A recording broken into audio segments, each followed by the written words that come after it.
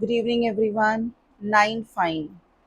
हम लोगों ने आज पीडीएफ नंबर पीजीटी 8 कर लिया है, जिसमें हम लोगों के 50 above questions, I think 50 questions हो चुके हैं। तो जिसमें आज आप लोगों के साथ मैं उसी पीडीएफ को डिस्कस करूंगी। तो let's discuss the PDF. Question number कोई रैंडम एक उठाते हैं। चलो, यहाँ पे क्वेश्चन दे रखा है हमें, excess of face value over issue price. जब फेस वैल्यू ज़्यादा होती है और मार्केट वैल्यू कम होती तो उसको क्या कहा जाता है? तो बोले उसको कहा जाता है डिस्काउंट। बोले कैसे? Face value, excess of face value over issue price that is market price, this is said to be discount.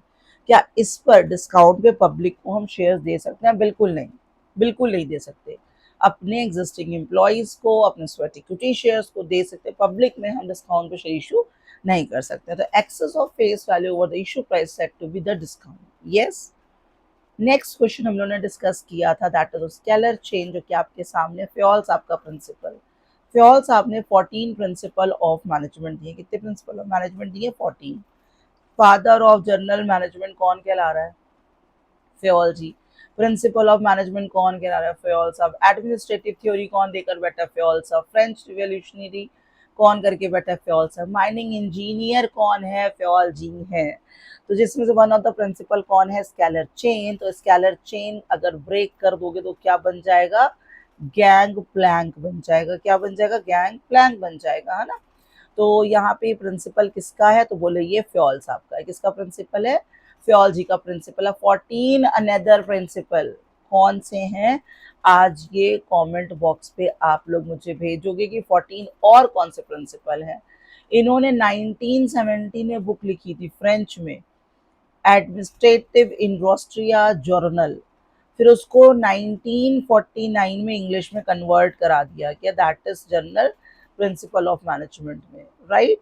तो आप लोगों को क्या देना है इसमें? मुझे अदर 14 13 प्रिंसिपल और कौन से स्केलर चेन के अलावा वो बताने हैं। नेक्स्ट क्वेश्चन है, किस सीक्वेंस में मैनेजर्स अपने काम को करते हैं? अच्छा, एक क्वेश्चन और बन रहा है ऊपर फ्योल जी का।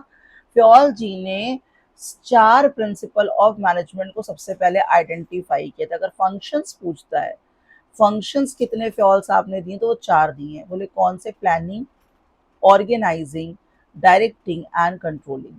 ठीक है। जब फंक्शंस की बात करेगा, प्रिंसिपल 14 है, फंक्शन कितने दिए? 4। Planning, organising, directing and controlling किसने बात की? फ्योल साहब ने की है।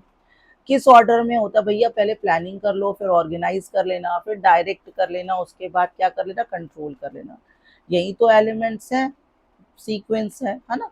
अच्छा, डायरेक्टिंग के कौन कौन से एलिमेंट्स हैं? कौन कौन से एलिमेंट है? 4। ये आप आंसर करोगे कमेंट बॉक्स में, कौन से 4 एलिमेंट्स हैं। नेक्स्ट क्या है? जब आपका फर्म डिसॉल्व हो जाता है, क्या जरूरी है पार्टनरशिप भी डिसॉल्व हो जाए? क्वेश्चन आ रहा है, क्या फर्म डिसॉल्व होता तो पार्टनरशिप भी डिसॉल्व होती है? बोले हाँ। तो अगर फर्म डिसॉल्व होगा तो पार्टनरशिप ऑटोमेटिक डिसॉल्व हो जाएगी, लेकिन अगर पार्टनरशिप डिसॉल्व होगी, फर्म का डिसॉल्व होना जरूरी नहीं है। All right. कौन सा अकाउंट बनाते हो? बोले रियलाइजेशन, वसूल करने के खाते बनाते हैं। बोले कौन सा अकाउंट होता है? बोले नॉमिनल होता है। फिर कौन सा बनाते हो? Partners capital. कौन सा होता है? पर्सनल। और कौन सा अकाउंट बनाते हो? बैंक अकाउंट बनाते हो। बोले ठीक। बोले बैलेंस शीट? बोले नहीं बनाते भैया, फॉर्म खत्म, बैलेंस शीट नहीं बनाते। अच्छा, किस वैल्यू पे रखते हो सब चीज़ों को? बोले बुक वैल्यू पे। किस वैल्यू पे? बुक वैल्यू पे। इज दिस ओके और नॉट? नेक्स्ट चलते हैं। यहाँ पे आ गया एग्रीकल्चर इनकम कौन सी नहीं है? Agriculture income section 10 sub section 10 में दी गई है। सेक्शन की बात करेगा 10 में दी गई है, ठीक। और उसके बाद बोले कौन सा नहीं माना जाएगा? नहीं माना जाएगा। तो ये जो स्टैंडिंग क्रॉप्स हैं वो नहीं, बाकी सब यस, ठीक है। 9 फाइन में एवरीडे मिलाकर ये जो क्वेश्चन पूछा गया प्लीज उसके आंसर्स कर दो, ठीक है। मिलते हैं कल 9 फाइन, और बाकी बच्चे जो ऐप में वो तो आ ही जाओ।